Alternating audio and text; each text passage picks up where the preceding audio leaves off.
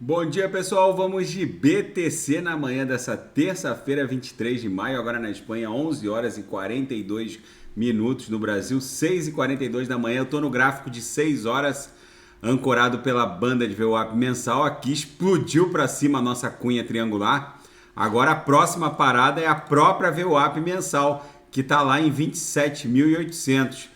No 4 horas, que quase rompeu de forma descendente a cunha, chegou a fazer dois candles aqui com corpos reais para fora, mas rapidamente ela respeitou a base dessa cunha e agora está esgarçando a nossa banda de VWAP semanal de forma ascendente. A gente está agora entrando numa região de extrema sobrecompra. Como a gente está avançando por esses topos aqui, ó, no patamar, a gente chegou a fazer a máxima nessa madrugada em 27.495. Como a gente está avançando por esses topos aqui, que era a linha d'água da semana passada, agora vai ficar pesado. É bem provável que a gente forme uma subfigura triangular nessa região de sobrecompra aqui para dar andamento a essa pernada impulsiva. Vamos olhar agora no diário para ver como a BTC está se desdobrando. Aquela cunha triangular que estava se formando no diário encontrou um ponto de inflexão nessa explosão ascendente na mediana do canal de Keltner.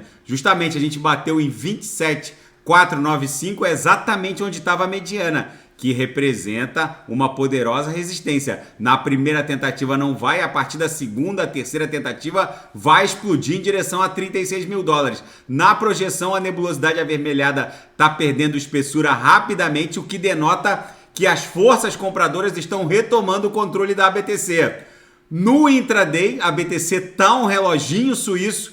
Logo depois da virada, estressou a lower, voltou para VWAP. Aí a gente partiu pro abraço. Começou a estressar a upper, voltou para VWAP, esgarçou, voltou para VWAP. Tá dando bons trades no copy trade, já fecharam mais de 10 sinais no gain com lucro no bolso dos assinantes. Ontem todos os sinais na sala de sinais fecharam no gain com lucro no bolso dos assinantes. Daqui a pouco eu vou achar um ponto seguro aqui para ofertar os sinais na sala de sinais. No copy trade o pau tá pegando, é lucro em cima de lucro na seara fática. O grupo de hackers Blue North da Coreia do Norte, a Coreia do Norte tem uma série de grupos hackers distintos. Esse tá se valendo de uma sensibilidade do Mac OS e criou um malware que está se valendo dessa falha, por assim dizer, um bug do Mac OS, principalmente para as versões anteriores a 2018, e que tem a capacidade de ler arquivos em PDF e arquivos texto, e com isso roubar private keys. Então é muito importante que, primeiro, os usuários mantenham o sistema operacional atualizado. No caso, quem faz uso de Windows, que mantenha o Windows atualizado, e os sistemas operacionais de outros fabricantes também atualizados. No caso, o Mac OS tá com esse flanco aberto, por assim dizer, para quem eventualmente não promove a atualização dos sistemas operacionais. E a secretária do Tesouro norte-americano diz que, se não houver o aumento do teto do endividamento ainda nessa semana, é altamente provável que a administração federal norte-americana fique sem dinheiro. Gente, qualquer que seja o desdobramento dessa crise, com o aumento do teto do endividamento ou sem o aumento do teto do endividamento, com a administração federal americana entrando em default, isso é muito bom para o mundo cripto. Vem uma hecatombe financeira para diversos fundos de investimento, principalmente o setor bancário vai ser muito afetado, já que a primeira coisa que eles não vão pagar serão os juros da dívida, que já consomem boa parte do orçamento norte-americano. Para o mundo cripto pode haver um abalo sísmico muito breve, mas num segundo momento vai ser muito favorável para a criptografia. É aquele grito de desespero: corram para as montanhas, comprem ouro e BTC. É isso que vai acontecer. E a imagem gerada por uma interface de inteligência artificial dando conta de uma explosão nas proximidades do Pentágono, assustou o mercado financeiro. Era uma imagem obviamente falsa, atribuída a uma página do Twitter como pertencente a Bloomberg, mas a realidade da imagem produzida pela inteligência artificial foi suficiente, inclusive, para desabar os mercados por um período muito breve. Esse é só o poder da inteligência artificial dessa de primeira geração. O que vem por aí é muito mais bizarro. E o Itamaraty cobrou da embaixadora da Espanha no Brasil uma resposta do Estado espanhol com relação às odiosas agressões sofridas pelo jogador Vinícius Júnior na última partida entre Real Madrid e Valência pelo campeonato La Liga. O fato é que a Espanha tem essa faceta escamoteada, por assim dizer, nazi-fascista. É um resquício do franquismo, da ditadura do Franco, porque principalmente a imprensa espanhola e os historiadores espanhóis, o meu filho, nas aulas de história, recebe a informação de que a Espanha foi neutra na Segunda Guerra.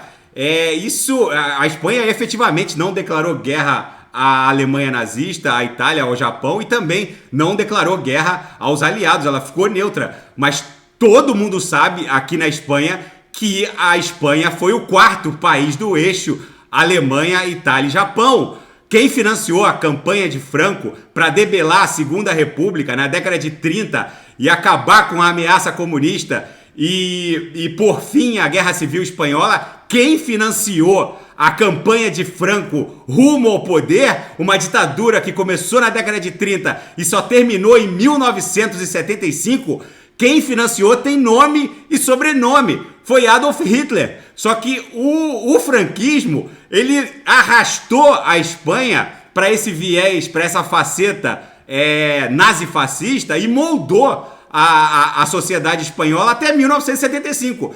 Então todos os jovens hoje, que todo mundo que tem menos de 30 anos na Espanha foi educado por adultos que viram na figura do general Franco aquele que salvou a Espanha de uma guerra civil, que salvou a Espanha do comunismo, que fez um acordo bizarro com os americanos que acabaram bancando a reconstrução da Espanha, porque a Espanha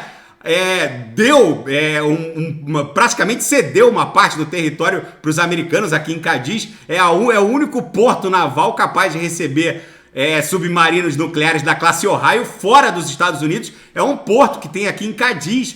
Foi tudo feito pelo Franco, em troca de um boom de crescimento e prosperidade. Então, aqui na Espanha, falar no nome do general Franco, ao mesmo tempo em que ele desperta muito ódio, também, infelizmente, desperta paixões também nazifascistas. Existe essa faceta na sociedade espanhola. Eu vivo aqui há mais de 5 anos, eu conheço espanhóis de todas as vertentes, mas infelizmente, da mesma maneira que a Segunda Guerra Mundial acabou, a Alemanha foi esmagada, a Alemanha nazista foi esmagada, a Itália fascista foi esmagada, o Japão foi arrasado com 2 bombas nucleares, o general Franco e o seu viés ideológico nazi-fascista persistiu até 1975 e moldou a personalidade da sociedade espanhola ultraconservadora, e isso acaba se refletindo nesse tipo de comportamento.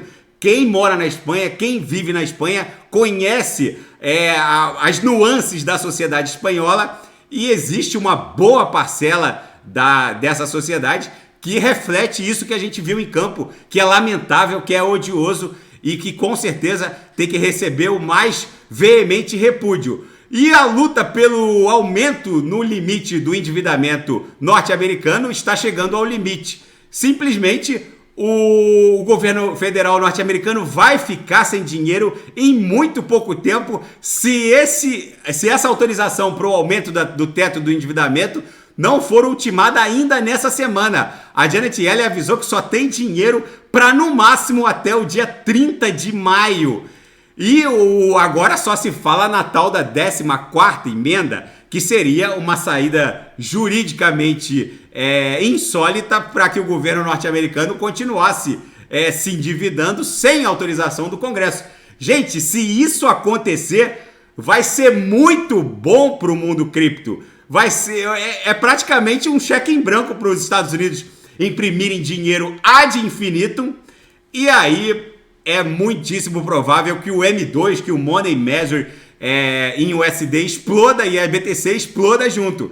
Vai ser muito bom para o mundo cripto se isso acontecer. E agora, na madrugada de segunda para terça-feira, dissidentes russos alinhados com a Ucrânia montaram um ataque raro dentro do território russo, na fronteira com a Ucrânia. Um grupo anti-Kremlin apareceu para atacar aldeias perto da fronteira ucraniana. Vídeos verificados mostram as consequências desse ataque.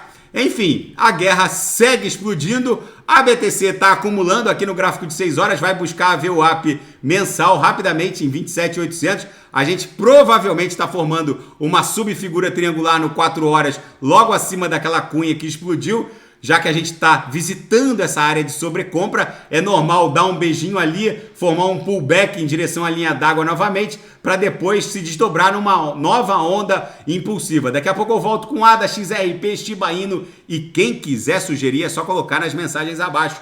Grande abraço, até daqui a pouco.